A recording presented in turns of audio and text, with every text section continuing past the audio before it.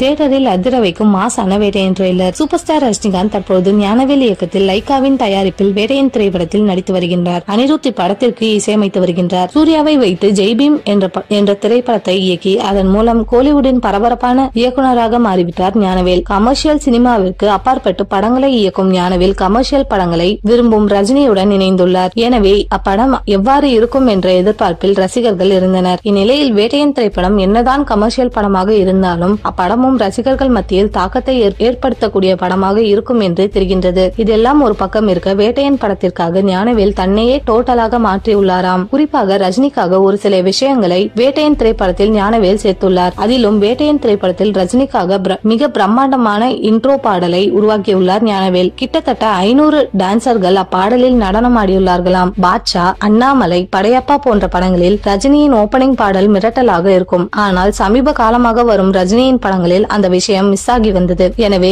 அந்த குறையை வேட்டையன் திரைப்படம் பூர்த்தி செய்யுமாம். இந்த படம் வருகிற அக்டோபர் 30ஆம் தேதி வெளியாகும் என்று தகவல் கிடைத்துள்ளது. ரிலீஸ் தேதியுடன் மிரட்டலான ட்ரெய்லர் வெளியிட இருக்கிறார்களாம். மாசாக ட்ரெய்லர் உருவாக்கும் வேலைகள் நடைபெற்று வருகிறதாம். தியேட்டரில் இந்த ட்ரெய்லர் மாசாக தெரிக்க வைக்கும் என கூறியுள்ளனர்.